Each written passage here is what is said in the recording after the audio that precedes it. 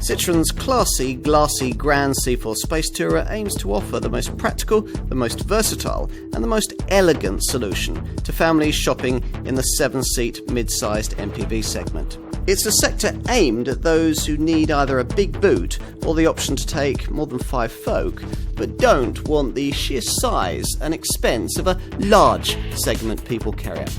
If that's you, then you'll find that this now more efficient and sophisticated French contender takes care of the basics of space, safety and cost effectiveness with ease. But where this model really excels is in the other things: style, technology and a very emotive feel. By people carrying standards, it's a bit special.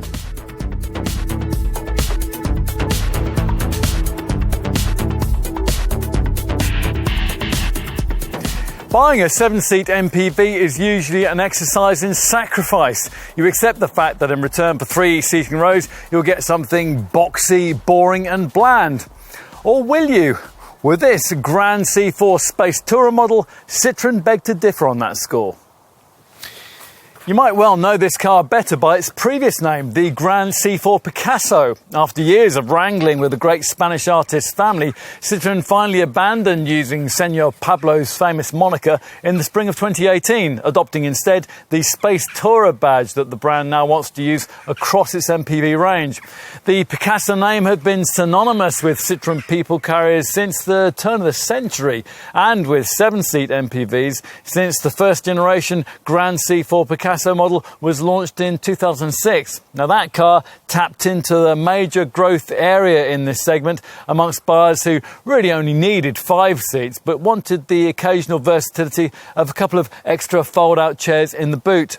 Now this replacement design, originally launched in early 2014, made that arrangement more usable. That was thanks to extra interior room provided without the kind of excessive extra vehicle length that buyers in this sector tend not to want. Now here, that additional space comes courtesy of the class-leadingly long wheelbase conferred upon this car by a clever, multi-patented EMP2 platform. It all sounds quite promising, particularly as these practical and dynamic virtues are clothed in what is arguably the most stylish shape ever to clothe a family-minded MPV. Less futuristic at the original launch of this model back in early 2014 was the relatively old-tech engine range and the media connectivity on offer. Both these things, though, have been brought up to date since, first with a model update in 2016 and then with a further package of improvements introduced along with the change to Spacetourer badging in spring 2018. These have seen the range benefit from the PSO Group's latest 1.5-litre BlueHDi 130 diesel engine, which can on request now be mated to a more sophisticated auto gearbox than was offered before, the replacement EAT8 transmission that we're going to try here, featuring much smoother shifting and 8 speeds. At the summit of the range, there's a new range-topping 2-litre BlueHDi 160 diesel power plant. We're going to test that too. And with the plushest variants, you can now specify a raft of extra camera-driven safety kit too. In prospect then, what we have here is a very clever people carrier indeed, with a glassy, futuristic combination of high-tech style and efficient practicality that ought to set strong standards in the segment. Does it? Let's find out.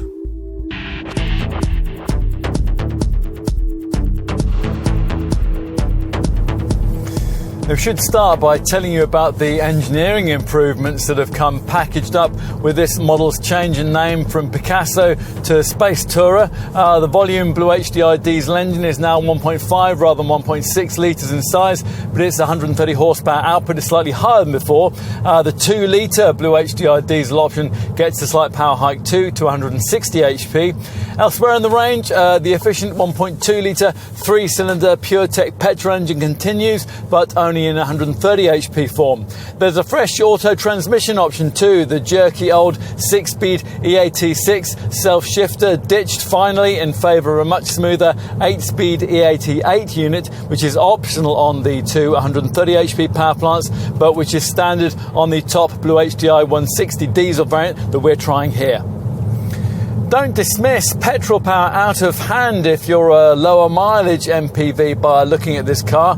we actually think that the PureTech 130 unit makes a good partner for it. Now, you obviously don't get as much pulling power through the gears as you would in a diesel variant, but 230 newton meters of torque is nothing to be sniffed at, and the 62 miles an hour sprint is purposefully dispatched in 9.8 seconds on the way to 124 miles an hour.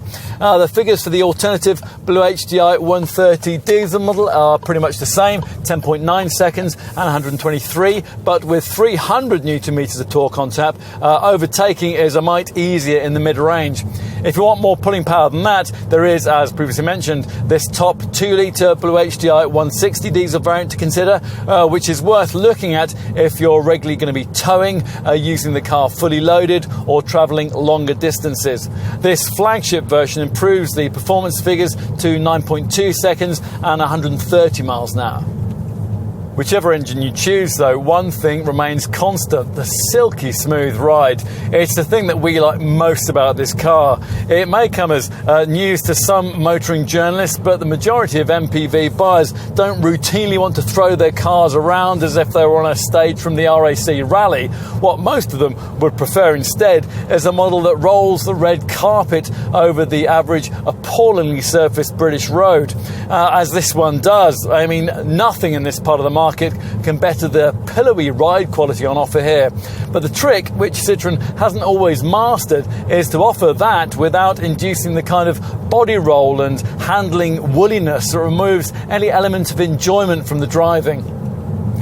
In this respect, it's certainly true that this impressively refined design has proved to be a useful step forward from earlier Citroen MPVs. A light, stiff EMP2 or efficient modular platform leaves this model well over 100 kilos lighter than most of its direct rivals, and it certainly helps in making this car feel slightly more agile. But it's still some way off the sprightly standards of a rival Ford Grand C-Max or even a Renault Grand Scenic in terms of steering feel and body roll. And in true Citroen style, the brakes are quite heavily servo assisted, reacting to the merest brush on the pedal. If you can ignore all that and get familiar with the car and even start to push on a little through the corners, you'll find that the anchors are reassuringly effective, the steering is actually quite accurate, and grip is relatively plentiful. It's just getting to that point, something that you probably won't manage on a brief test drive. Still, don't be put off by initial unfamiliarities of design and drive. After all, you probably wouldn't be looking at this Citroen in the first place if you didn't want something just that little bit different from the usual character-free, compact people-carrying experience. Just enjoy this car for what it is as you float over road imperfections, marvel at the unusually hushed levels of refinement, and enjoy the benefits of a commanding driving position, which is a huge help at roundabouts or when parking, and with this panoramic screen makes it seem like you're suddenly viewing the world in high definition. It's all very Citroen.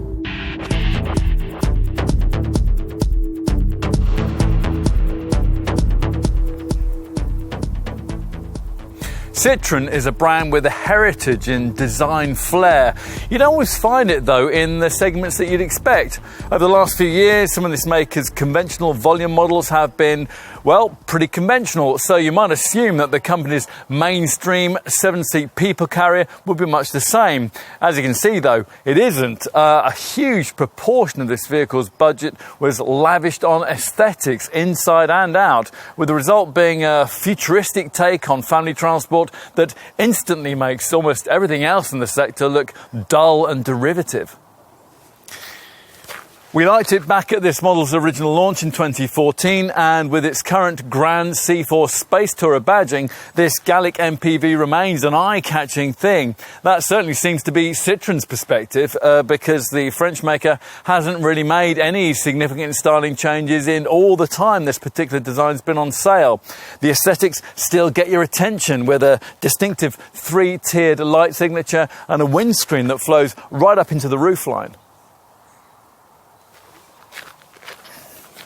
This 7-seater Grand C4 Spacetourer model does, of course, share plenty with its more compact 5-seat C4 Spacetourer stablemate, although not quite as much as you might expect. Citroen claims, in fact, that only 4 main body parts are carried over between the two cars. As you'd expect, most of the design differences that set this lengthened Grand version apart are to be found at the back, where the wheels have been moved rearwards by 55mm, and a lengthened roof, taller profile windows and longer rear doors make it easier to use the extra 2 boot-mounted fold-out seats.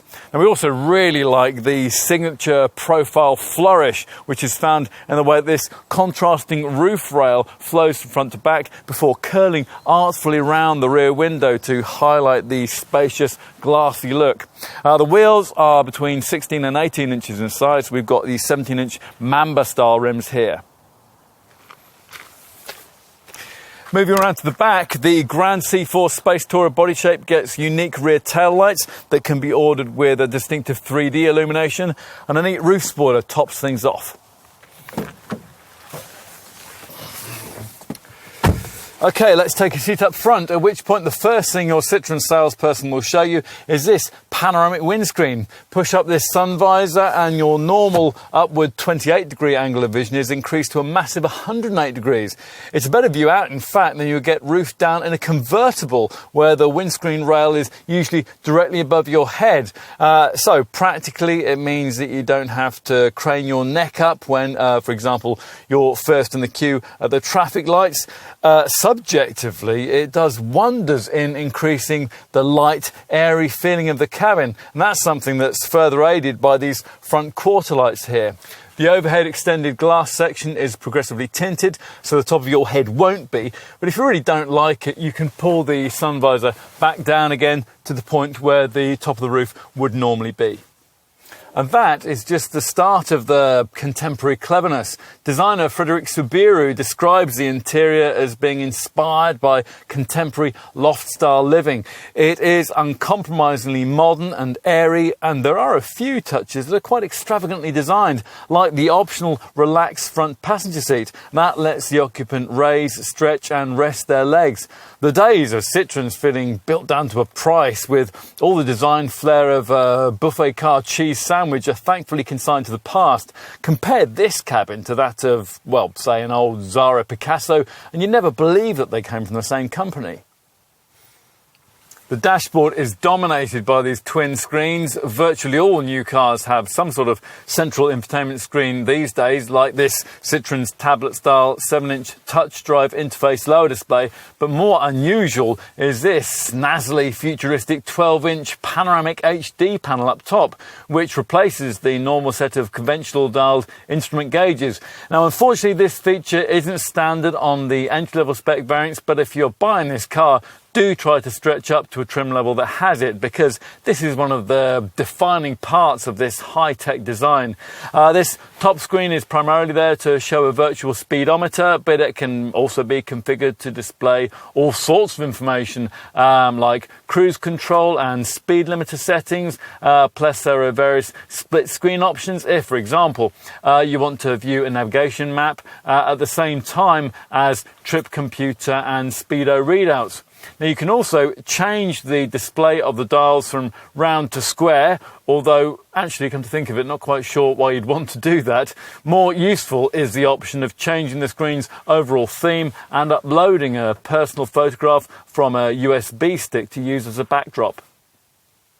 We're not quite so sure about some aspects of the lower infotainment screen, although at least it is standard across the range. As well as managing sat-nav, stereo sounds and Bluetooth compatibility, it also aims to reduce dashboard button clutter by replacing a conventional set of ventilation and air conditioning controls. Now, while this seems like a great idea in principle, it can be a bit annoying when, say, you're driving along with the sat-nav showing, and then you've got to take your eyes off the road and shuttle through the menus just to change the temperature and then stab away at the touchscreen to try to get a response.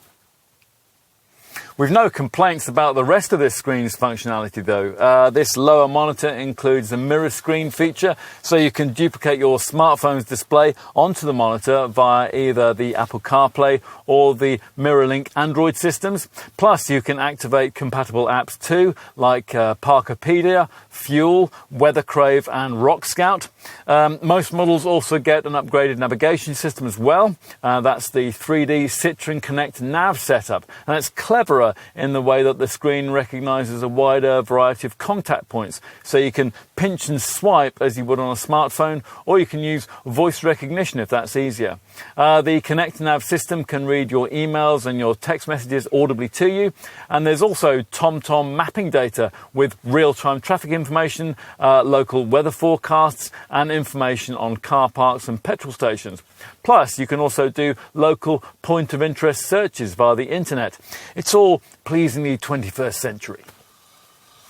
There's more to the cabin than just those screens though. You'll need a bit of time to get used to the steering wheel, which, rather ironically, given the clean, open feeling of the dash, is festooned with buttons. Still, it is nicely made, and it's surrounded by an interior that's fashioned from some really high quality materials.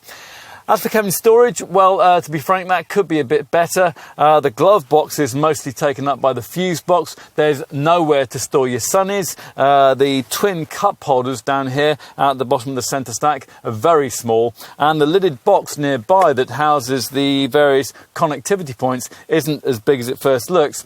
On the plus side though, you get a deep lidded box between the seats that can be removed completely on an automatic model like this one, and providing you avoid entry-level trim, you'll get useful under-seat drawers, and you'll also get these front seat armrests that give a captain's chair type feel. We also really like the optional rear-facing conversation mirror, which is there to give an unimpeded view of exactly which child has just stuffed its sticky sweet into your 12-volt socket.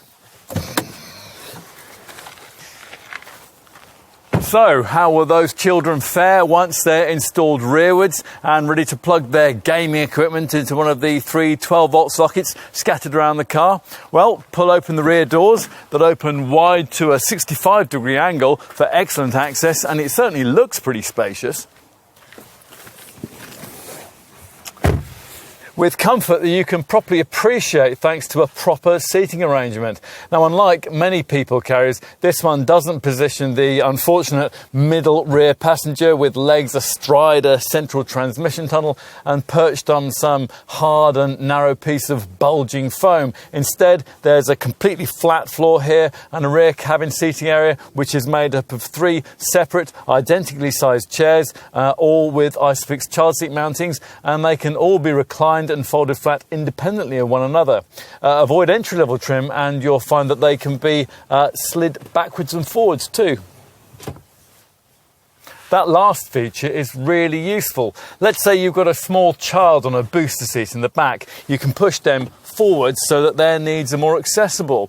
The various seat folding permutations are helpful too. So for example, if the middle seat's not in use, it can serve as a table to serve the outer 2 passengers, or alternatively, if you're only using the middle seat, then you might want to use the cinema style feature on the outer 2, which enables the seat bases to be flipped up for extra floor storage.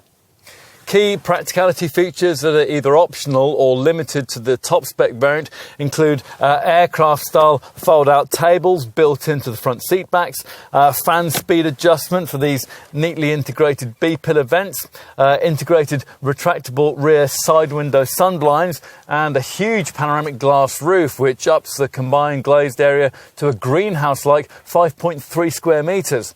Providing you avoid entry-level trim, you'll get rear privacy glass and these 2 neat underfloor compartments which allow things like kids' toys or stuff that you want to store away from prying eyes to be concealed. A 12-volt socket that's provided centrally next to this small storage area, and there are bright LED reading lights provided for both outer rear passengers. The rear door pockets though are small and narrow. So, time to look at the area of this car that sets it apart from its 5-seater C4 Spacetourer showroom stablemate. That's the third seating row. This is certainly easier to get into than it was on the pre-2014 first generation model, thanks to a neat one-handed easy entry system. You simply pull forward this catch on the seat shoulder. Get yourself seated, and there are pluses and minuses. There is a cup holder here, and there are a couple of storage compartments on either side. Citroen reckons that it's class-leadingly spacious back here, but that still doesn't mean that it'll be especially comfortable for two tall adults on a long trip. Having said that, though, we really do need to be fair about this. No mid-sized MPV of just 4.6 metres in length is going to be able to offer that. On the plus side, the fact that the second seating row has the widest sliding range in the segment means that if you are travelling 7-up, it'll be easier to tailor the cabin to the needs and heights of your various occupants. So finally, let's check out boot space. Now, unfortunately, as with the ordinary C4 Spacetourer, the tail lamps mounted actually on the clamshell style tailgate. That makes it rather heavy to lift. That makes the powered tailgate option, that's a feature that we normally think is fairly unnecessary, to be quite desirable in this particular case. With the hatch raised, you'll be able to access a cargo area that can be one of the very largest in the class, although not, it must be said, with all 7 seats in use. That's a seating layout that'll leave you a relatively compact amount of stowage space to play with, just 165 litres, which is 68 litres short of what you'll get in a similarly configured Renault Grand Scenic. Still, that is more than competitors like Vauxhall's Zafira Tourer and Volkswagen's Touran, and also Ford's Grand C-Max can offer with all the seats in this configuration. The relatively restricted luggage space with all the seats in use won't regularly be an issue for most likely buyers, given that much of the time they'll be using this car with the third row chairs folded into the floor. If you do that, you'll find that no other mid-sized MPV can match what is the widest cargo area in the segment, stretching 1.17 metres between the wheel arches. As a result, with all 3 sliding middle row chairs pushed right back, there's 632 litres on offer. Push them all forward and that figure rises to 793 litres. To give you a bit of perspective there, that's 163 litres more than you'll get in a similarly configured Renault Grand Scenic, and nearly double the amount of space that you get in, say, a Kia Carens with 5 seats in use. So no, not all mid-sized 7-seat MPVs are the same. It'll really pay you to do your homework when it comes to practicality. Where this Citroen spaciousness really is impressive, though, is when you're able to fold both second and third row seating to use all the luggage space it can offer. That's a full 2,181 litres. Now, that's a figure that you won't be able to better in a 7-seat MPV unless you get something based on a van, or you pay significantly more for a slightly bigger Ford Galaxy or Volkswagen Touran class of people carrier. Again, we need to put this showing into perspective. In total capacity terms, we're talking a massive 444 litres more space than you'll get in a rival Renault Grand Scenic with the seats in the same configuration. If you avoid entry-level trim, then your Grand C4 Spacetourer will also feature a fold-flat front passenger seat for longer items, and that allows a load length of up to 2.5 metres, and that's enough for something like a kayak.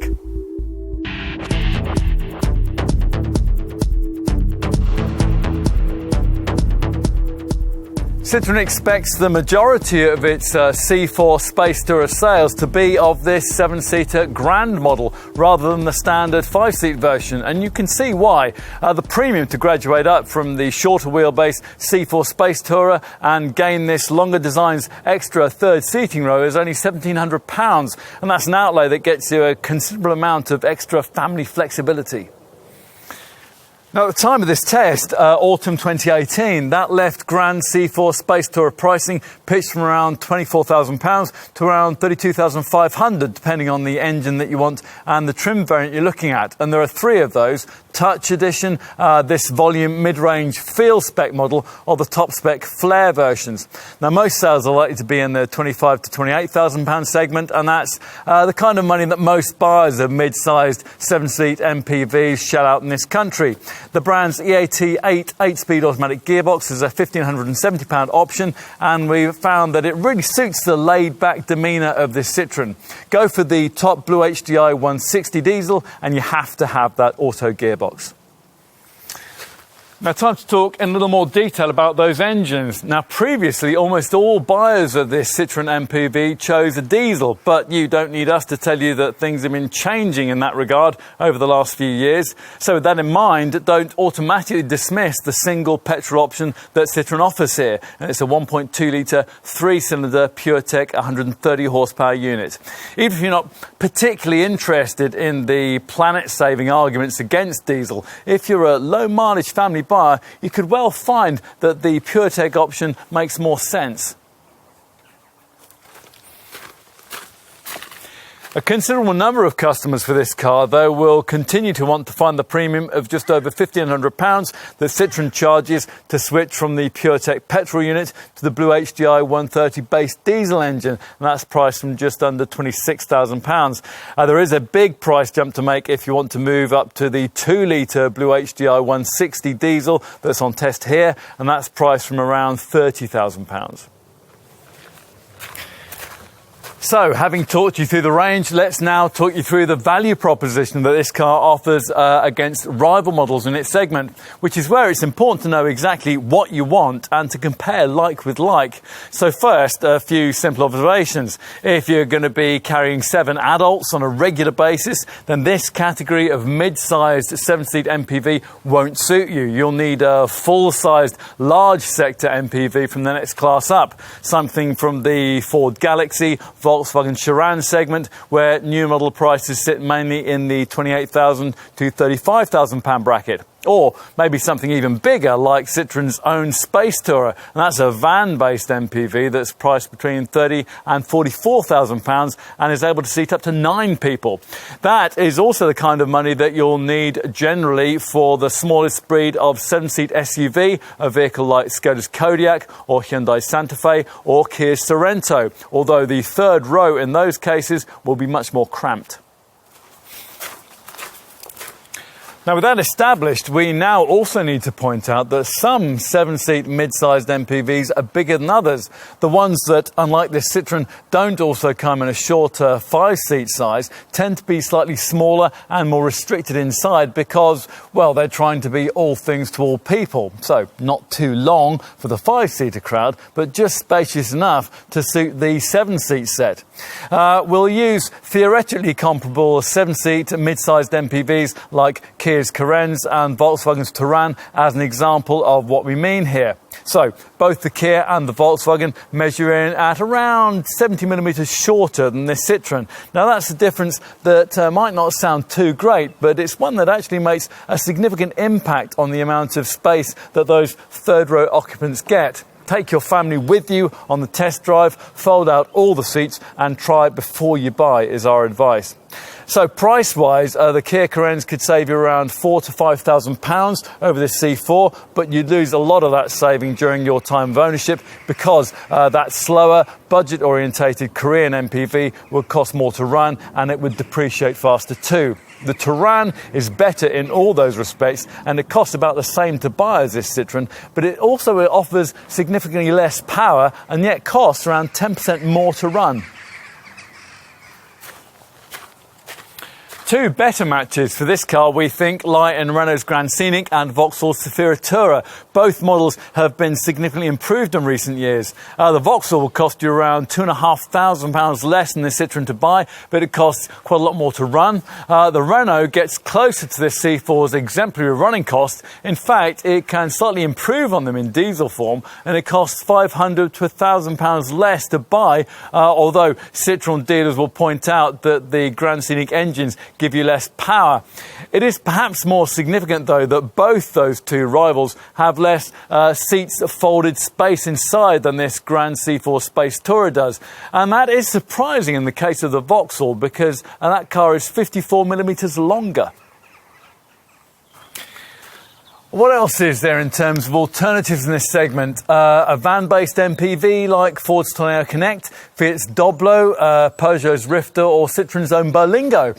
Well, that'd certainly be spacious and cheap, but if you're attracted by the avant-garde looks of this Grand C4 Spacetourer, you probably won't want anything as clunky and utilitarian as that.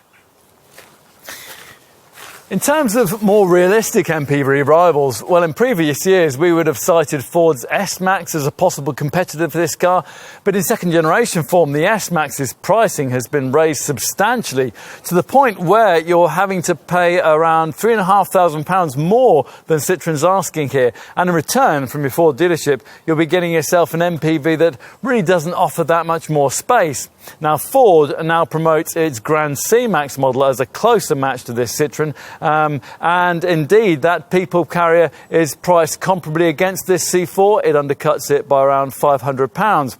Unfortunately for Ford, though, it offers significantly less luggage space than you'll get from a Grand C4 Spacetourer. To give you just one pertinent stat, a Grand C-Max has 100 litres less space than the Citroen when all 3 rows of seats are in use, and that is quite a difference. You can see then, however you cut it, this Citroen looks a strong prospect for the right kind of buyer. So if you are that person, what can you expect to find included within the standard equipment tally? Well, quite a lot actually. All models get distinctively practical Grand C4 Spacetourer touches, like the clever panoramic windscreen and 3 separate full-size second-row seats with reclining backrests. Other equipment features that are fitted right across the range include smart alloy wheels, at least 16 inches in size, LED daytime running lights, auto headlamps and wipers, front fog lights, rear parking sensors, power folding mirrors, a parametric and volumetric alarm, and a space-saver spare wheel. Inside, there's dual-zone air conditioning with a pollen filter. There's a stitched leather multifunction steering wheel, aux-in, USB and 12-volt sockets, plus there's cruise control with a speed limiter. And below the unusual central LCD instrument display, you also get a 7-inch touch drive center dash infotainment touchscreen, and that's your access point for Bluetooth phone compatibility, Apple CarPlay and Android Auto smartphone mirroring, and the 6-speaker DAB stereo system.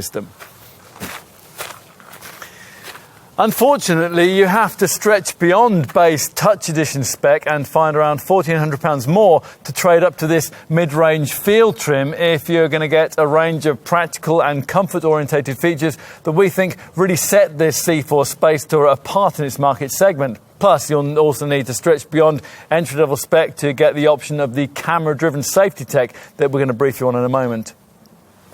So what do you get with the mid-range field spec models? Well, the exterior styling is lifted quite a bit by larger 17-inch Mamba alloy wheels, by the rear privacy glass, and by the silver side signature strip that curves around the rear C-pillar.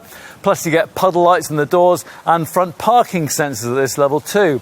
Inside, field spec Grand C4 Spacetourer models get a smarter interior that's trimmed with what Citroen calls its wild blue ambiance. Perhaps more significantly though, occupants will enjoy niceties like Citroen's Connect navigation system, a massaging function for the front seats, and aluminium front sill scuff protectors. Plus you get the 12-inch panoramic HD colour central instrument display that for us is really a key part of this interior's futuristic appeal. In addition, there are useful features too, like underfloor storage compartments at the rear and back seat paces that slide. The front seats incorporate lower drawers and they're also embellished with armrests. Plus, there's height adjustment and there's also a fold flat function for the front passenger seat too. At the priciest end of the range, a flagship Flare variant is identifiable by its larger 18-inch Python alloy wheels and by the brighter LED illumination used for both the tail lamps and for the front indicators that are built into power folding door mirrors. Inside there's a classier cabin that features the brand's hype grey ambiance theme, and that gives you part leather seat trimming and the gloss finished grey dashboard. Probably the key flare spec feature though is the huge panoramic glass roof, and that ups the combined glazed area to a greenhouse-like 5.3 square metres. Desirable extra interior touches include dimmable interior mood lighting, an auto-dimming electrochrome rear-view mirror, a child observation mirror, and for the second row passengers, dedicated fan speed adjustment, fold-down tables, and integrated rear side window sun blinds. There's a bit of extra tech too, courtesy of extra items like a reversing camera and a park assist self-parking system that automatically identifies spaces and then steers you into them. Let's now move on to take a look at the safety provision offered by the model. As you'd expect, there are twin front, side and curtain airbags, plus ISOFIX child seat mountings on all three rear seats. To try to keep these things from ever being necessary, there are the usual electronic assistance features, including traction and stability control, plus ABS brakes with brake assist for emergency stops. All models also get Citroen's neat coffee break alert feature, which lets you know if you've been driving too long and prompts you to stop for a break. It all accounts for a 5-star Euro NCAP safety rating and an 89% score in the testing programme's child occupant category. These days, though, you'd expect all this sort of thing to be further embellished with active camera-driven safety tech. And that's something Citroen claims to have provided with the safety pack, which it's developed as part of the change to Spacetourer branding. Unfortunately, close inspection of the small print reveals that this pack is standard only with top-spec flare trim. It's only optional on this mid-range Feel model, and it can't be had at all on a base Touch Edition version. The pack's main inclusion is autonomous braking. The brand calls its system Active Safety Brake with forward collision warning. And as is usual with these kinds of setups, this one scans the road in front of you as you drive, looking for potential accidents. If such a hazard is detected, then you'll be warned. If you don't respond, or perhaps you aren't able to, then the brakes will automatically be applied to decrease the severity of any resulting accident. The safety pack also includes speed limit recognition. Now that will picture road signs as you pass them and then display them for you on the dash. And also driver attention alert, which will monitor your driving reactions for drowsiness and then warn you if it detects your lethargy. If you want to go further and you have a Grand C4 Spacetourer with either Feel or Flare trim, then you'll be offered the optional Safety Pack Plus, which adds to these Safety Pack features with 3 other camera-driven safety elements. There are intelligent beam headlights, which automatically dip themselves at night in the face of oncoming traffic, an active blind spot monitoring system, which warns you if you're just about to pull out in front of another vehicle, and also an active lane departure warning setup that works on the highway to warn you if you've drifted out of your lane. Both of those last 2 systems also apply light steering lock to ease the vehicle back to where it should be.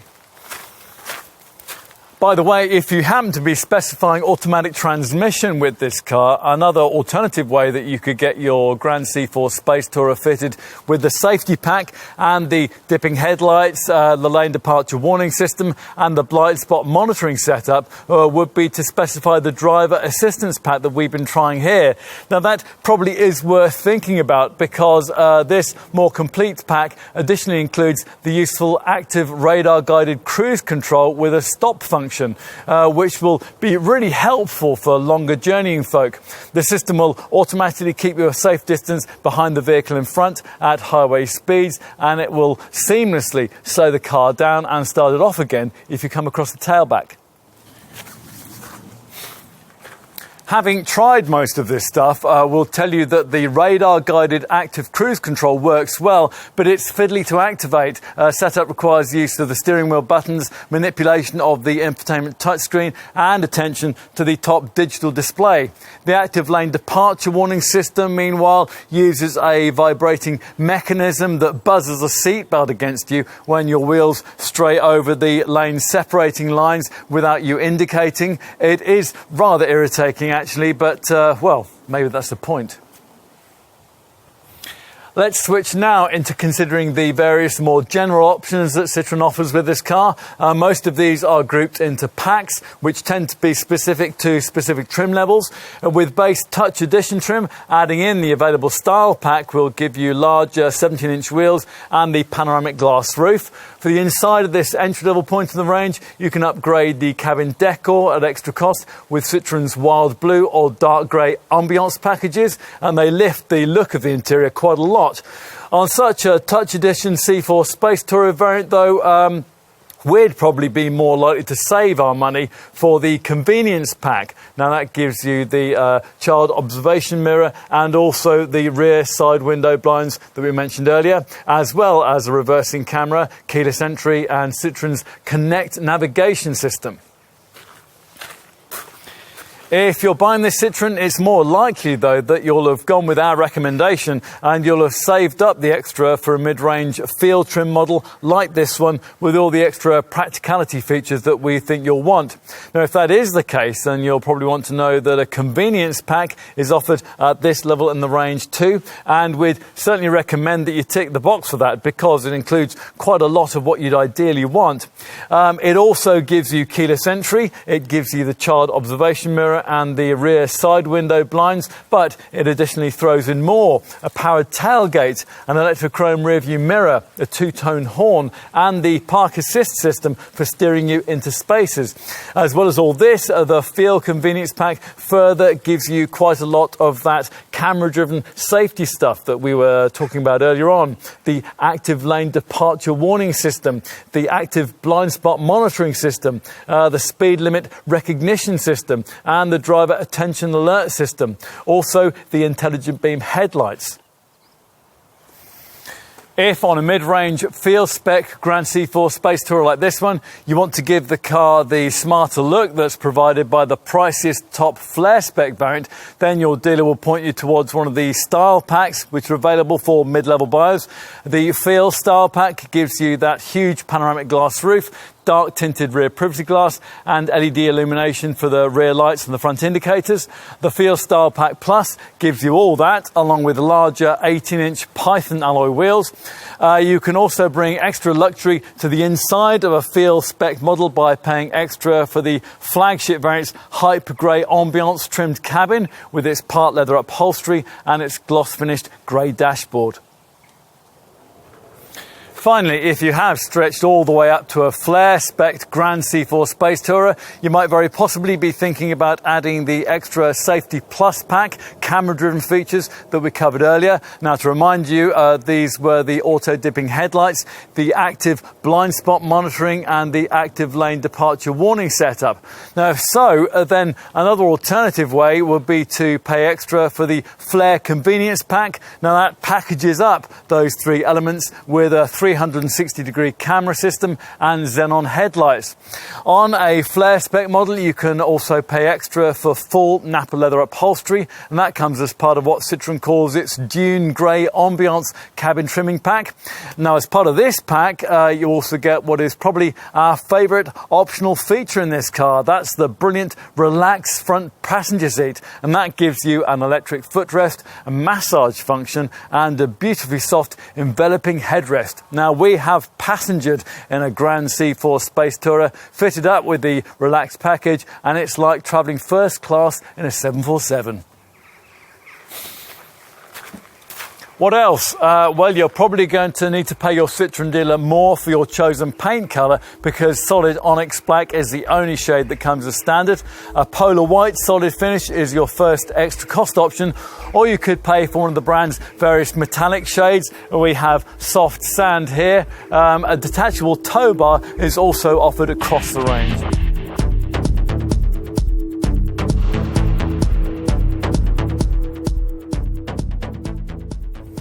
As we touched on earlier, on-the-limit handling won't be a priority for MPV buyers, but three other issues most certainly are: practicality, safety and cost of ownership.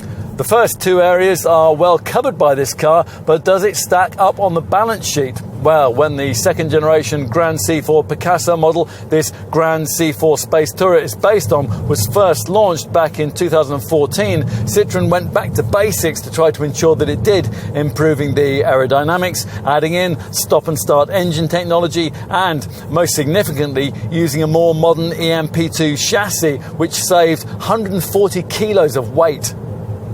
Having done all of that, it was rather a pity that from launch this car was saddled with a rather old tech range of engines, but Citroen has since addressed that issue with the result that this Grand C4 Spacetourer can offer some of the most efficient power plants available in its class, complying of course with the latest Euro 6.2 emissions directive.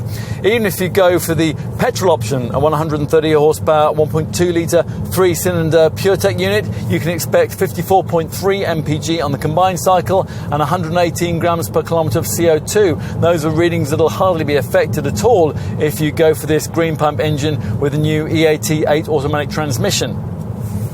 That automatic box is supposed to be 7% more efficient than the previous EAT6 unit. And whatever your choice of gearbox, this means that your Grand C4 Spacetourer will qualify for road tax band C, which costs £30 a year. And you're looking at a benefit in kind taxation rating of Group 24. To give you some class perspective on those readings, directly comparable Ford Grand C-Max and Renault Grand Scenic petrol models go 5 fewer miles on every gallon, and they chug out around 10 grams per kilometre more CO2. If you prefer the other volume power plant, the 1.5 litre BlueHDi 130 diesel, you're looking at 68.9 mpg on the combined cycle and 108 grams per kilometre of CO2. Those are figures that will improve to 70.6 mpg and 105 grams per kilometre if you choose automatic transmission. Now that will be enough to keep your Grand C4 Spacetourer exempt from road tax entirely, and you're looking at a benefit in kind taxation rating of Group 26. Now a rival Renault Grand Scenic diesel does fractionally better in terms of fuel and CO2, but it gives you significantly less performance. For a directly equivalent Ford Grand C-Max, the 1.5 TDCi 120 PS model, the comparable returns are 57.6 mpg and 131 grams per kilometre. So quite a difference. For completion, let's give you the figures of the top engine you can have in the Grand C4 Spacetourer. That's the 2 litre BlueHDi 160 diesel we're trying today, and that comes only with the EAT8 automatic gearbox. Here the figures are 60.1 mpg and 123 grams per kilometre for a Feel model with 17-inch wheels. That's the variant that we're driving here. Obviously you'll do fractionally worse with top spec flare trim and those larger 18-inch wheels. The benefit in kind taxation rating that you're looking at for the 2 litre diesel is either Group 29 or 30. Stick with the two volume power plants, and the figures that we've just been referencing are certainly a long way from the kind of returns that you used to get from the old VTI petrol and EHDI diesel engines used by this design back in 2014. So how have Citroen engineers achieved such a significant efficiency improvement? Well, with the PureTech petrol models, the answer lies in lighter weight and a 30% reduction in mechanical losses due to friction. As for the PSA Group's BlueHDi diesel technology, well, the concept here is based around a clever 3-step after treatment system which is designed to better eliminate the 4 nasty pollutants that diesel units usually put out, namely unburnt hydrocarbons, carbon monoxide, nitrogen oxides and particulates. Now the first stage sees those unwanted hydrocarbon and carbon monoxide elements converted into harmless water and carbon dioxide. In the second stage, that nasty nitrogen oxide also gets converted into water via a selective catalytic reduction process using a urea and water mixture called AdBlue, and that's something that you'll have to get topped up every 12,500 miles. And finally, in the third step, a particulate emissions filter eliminates virtually all particulates at a stroke. The result of all this is industry-leading diesel technology that many manufacturers are just struggling to copy. What else? Oh, well, earlier we mentioned the emphasis on weight saving, which has gone into the creation of this design, and it's made quite a difference. A Grand C4 Spacetourer is around 150 kilos lighter than a rival Ford Grand C-Max and a Renault Grand Scenic model. That in turn reduces wear on consumables like tyres and brake pads, all of which adds to the other measures that Citroen has put into place to try to cut this model's maintenance costs. Now, they reckon that this Spacetourer's clever suspension design increases tyre life by 20%, and that the design of its brakes will preserve the brake pads for 40% longer than a rival model might manage. Another thing that could help you keep garage costs in check is the affordable 3-year servicing plan, which is available at point of purchase. Servicing intervals are every year or 16,000 miles for the PureTech 130 petrol model or the BlueHDi 130 diesel, or every year and 20,000 miles for this BlueHDi 160 diesel. On to residual values. Now, independent experts reckon that you'll get around 41% of your original purchase price back after 3 years. Now, to give you some perspective there, that's close to the kind of return that you get from a comparable Volkswagen Touran model. So let's finish by briefing you on insurance. The PureTech 130 model is rated at Group 22E or 23E if you get it with top spec flare trim. The BlueHDi 130 diesel is rated at Group 21E or 22E if you get it with flare trim. This 2-litre BlueHDi 160 variant is rated at Group 27E with field trim or Group 29A with top flare spec. And finally, there's the usual Citroen 3-year 60,000 mile warranty.